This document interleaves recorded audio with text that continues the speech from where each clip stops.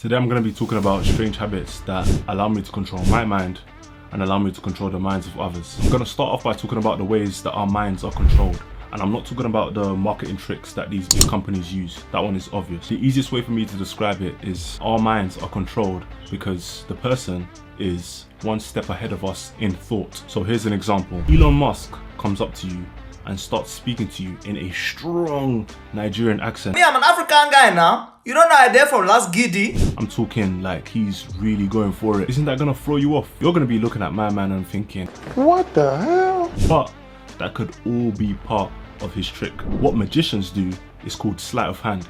They get your mind preoccupied with something else so much that you're not actually looking at what it is that they're really trying to do. So that might be what Elon Musk is doing. Coming to you speaking like a true, strong Nigerian man, where in actual fact, he just wants to get you thinking about that so that he could exploit some other thing in your head and you won't know it. Now, the first habit that allowed me to take control of my mind and also the mind of others is taking liberties. Some people also call this taking a...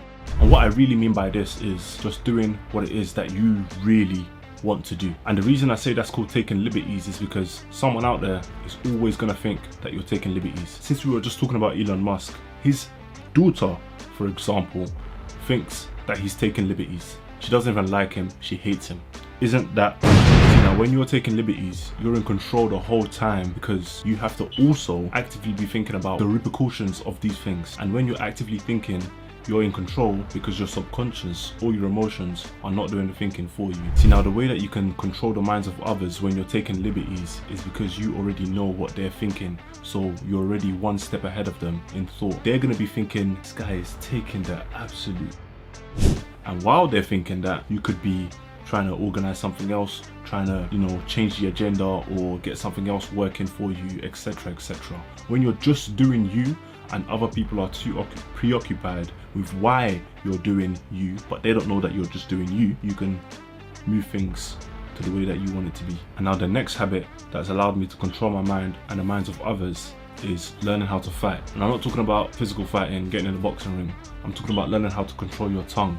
Now this, for anyone that's tried it, is super difficult, but I'll give you a trick that definitely works. It's counting to one.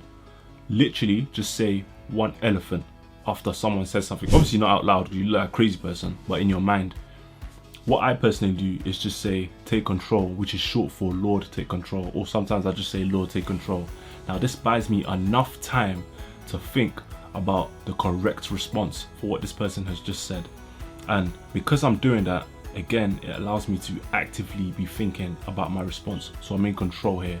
And the way that I can control other people's mind is because most likely they're speaking from emotion or their subconscious. And because I know this, it allows me to stir the conversation the way that I want the conversation to go, or to be able to direct their way of thinking the way that I want it to go. And now having the ability to do this is going to give you so much confidence when it comes to speaking, not only to guys and girls, but also to groups. Now this third habit you might not agree with, but it is a true game changer.